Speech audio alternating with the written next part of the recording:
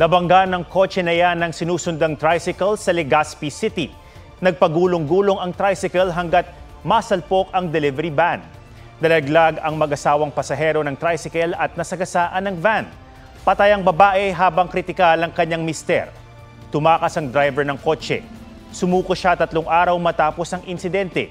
Hindi raw siya agad nagpakita dahil sa takot. Samantala, sumalpok sa bus ang kotseng sumakop sa lane nito sa Agoo, La Union. Base sa investigasyon, posibleng nakatulog ang driver ng kotse. Isinugod siya sa ospital at patuloy na inoobserbahan. Ligtas naman ang driver ng bus at ang mga pasahero nito. Kritikal ang isang batang babae matapos daw mahulog mula sa sofa. Pero duda rito ang mga kaanak ng bata. May report si Mark Salazar. Lunes ng umaga, humingi ng tulong sa barangay ang isang lalaki. Nahulog daw sa sofa ang 2 taong gulang niyang anak-anakan at nawala ng malay. Kinabukasan, nagpa-blatter ang lola ng bata sa Violence Against Women and Their Children o VAUSI desk ng barangay. Ang sabi kasi sinaktan, allegedly lang po. Pinuntahan sa ospital ng VAUSI at ilang opisyal ng barangay ang ina ng bata. Sa salaysay ng ina, wala raw siya sa bahay nang mahulog umano sa sofa ang anak. Tumawag lang daw sa kanya ang kinakasama para sabihin ang nangyari. Nag-send daw ito ng picture na okay na ang bata, bandang 10:30 ng umaga. Pero alauna, nag-chat ang kinakasama para sabihing isinugod na sa ospital ang anak niya. Itinanggi ng amain sa VAUSI na sinaktan niya ang bata. Pinuntahan namin siya sa inuupahang bahay pero ang kanyang ina ang humarap sa amin.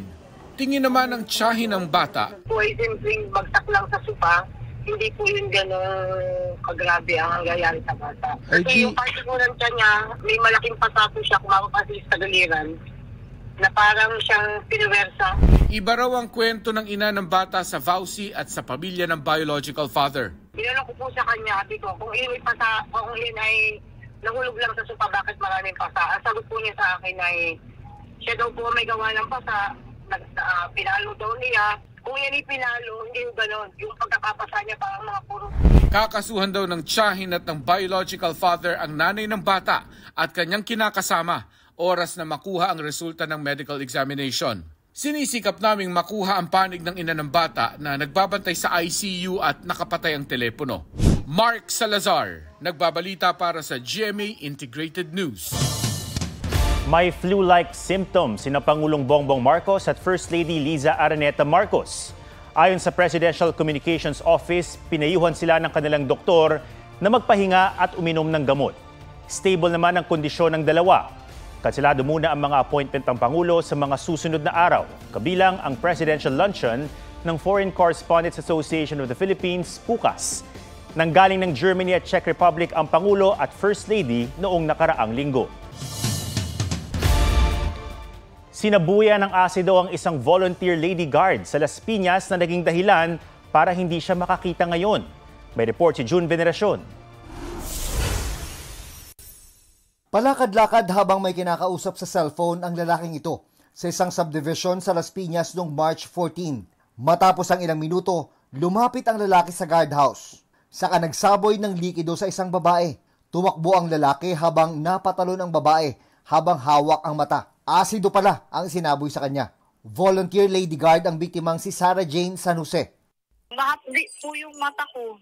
Bigla po siyang nag-blackout. Hindi po ako masyadong makahinga ng maayos kasi parang nasunog po yun sa loob ng ilong ko po.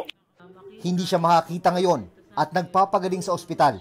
Hindi sigurado si Sarah Jane kung sino ang nagsaboy ng asido. Pero may nakasagutan daw siyang lalaki noong March 13. Dahil labas-pasok ito sa subdivision. Sabi ko sa kanya, sir, saan po tayo pupunta? Pabalik-balik po kasi tayo. Sabi niya sa akin, sir, ba't mo ko kailangan sitahin? Taga rito lang ako. Sabi ko, kaya nga po namin, sir, sinita kasi hindi ka po namin kakilala. Dyan ako nakatira bago lipat ako dyan, nangungupahan ako dyan. Nagbanta po yun, sir, na sabi niya sa akin, mag-antay ka, babalikan kita. Patuloy na nag-iimbestiga ang Las Piñas City Police. Dumadaing at nagrereklamo rin ang mga kasamahang security volunteer ng biktima sa pagbabantay daw sa subdivision. Samot-saring harassment ang inaabot nila. August 2023, nang masaksak sa balikat si Maricor habang naka-roving duty. Sa tinagal ko rito, ayoko po kasi madanas lahat pa nila, isa-isa. Okay na sa akin. Last na to. Madalas daw silang napagbabalingan ng mga nakikiraan sa subdivision. Kailan naman na mabigyan po ng hustisya yung kasama namin na binuhusan ng asido. Masakit din po yung sabi niyo. June Veneracion, nagbabalita para sa GMA Integrated News.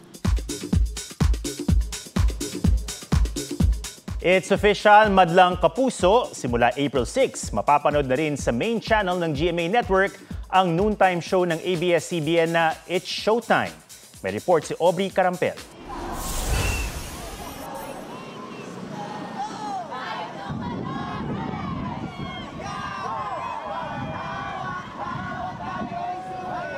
Isa na namang historic milestone on Philippine television ang nasaksihan sa pagitan ng Kapuso at Kapamilya Network sa grand contract signing na ginanap ngayong hapon sa mismong bakura ng GMA.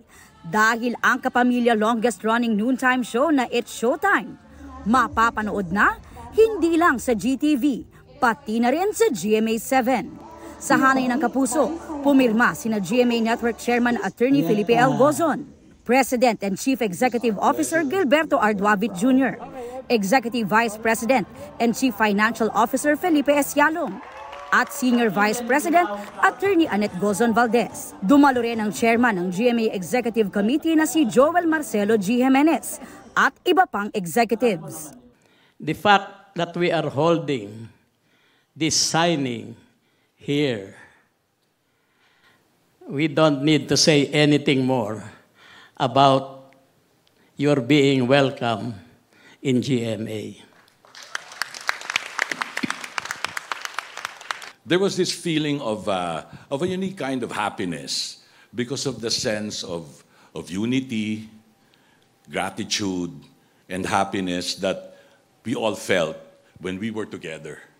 It is our pleasure. We are very proud, very happy to have It's Showtime on GMA. Talagang let's expect more and more collaborations between GMA and ABS-CBN kasi ipakita natin sa buong mundo yung galing ng Pilipino. Sa panig naman ng Kapamilya, pumirma sina ABS-CBN Chairman Mark L. Lopez, President and Chief Executive Officer Carlo L. Katigbak, Chief Operating Officer Cory V. Vidanes, at Group Chief Financial Officer Ricardo Tan. In our 30 years working in ABS, we have never walked through your doors. And so, thank you for this historic occasion. We have so much gratitude for you all today. Thank you again for welcoming Showtime, this time both on GMA and GTV. My heart is full of joy and gratitude. Maraming salamat sa GMA. Grabe yung GMA. Iba. We are humbled and grateful. Thank you very much. Aubrey Carampel, nagbabalita para sa GMA Integrated News. Sumisikat ngayon ang isang singer mula Cotabato na binansagang Queen of Bangsamoro Pop. Pero ang isa niyang kanta, pinuna dahil sa pagkakahawig nito sa kanta ng isang Australian singer. May report si Aubrey Carampel. Narinig mo na ba siya? Ang binansaga ng netizens na Queen of Bangsamoro Pop o B-Pop na si Shaira Abdullah Alimuddin. Ilang taon ka na, wala ka pang jowa, lahat ng barkada mo ay may asawa na, sadyang pihikan ba o sobra mong choosy, kailan ka magkakapamilya? Sorry na po sa napaaray. Sa mga single, di naman siya nagtataray. Baka magsisi ka, forever kang sige. Dahil sa mga linyahang yan, instant hit ang kantang Mapanakit, ang forever single, Walang Jowa. Ilang taon ka na, wala ka pang jowa. Dumami rin ang mga Shaira Stan at Barmy. At ang B-Pop, tila nabigyan raw ng espasyo sa mainstream platforms. Milyon-milyon na ang views at likes sa kanyang mga kanta. Malaking bagay raw para sa mga Moro singers na hirap mabigyang pansin sa music industry. Mag-asawa ka na, habang may oras pa. Pero sabay sa pagsikat, napuna ng netizens ang isang kanta niya. Ang puso ko'y nagdurugo at parang sumisikip ang dibdib ko sa tuwing nakikita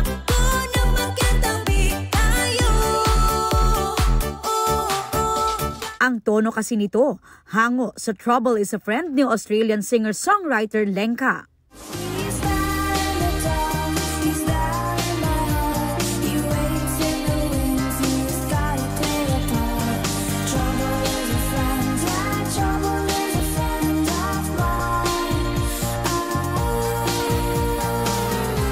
Ipinarating ito ng isang netizen kay Lenka. Reply ng singer, gumawa na sila ng hakbang ukol dito. Ayon sa production team ni Shira, tinake down muna nila ang selos sa streaming platforms. Humingi rin sila ng paumanhin. Nakikipag-ugnayan na raw sila sa team ni Lenka para maging official cover version ng kanta ni Lenka, ang Selos. Aubrey Carampel, nagbabalita para sa GMA Integrated News.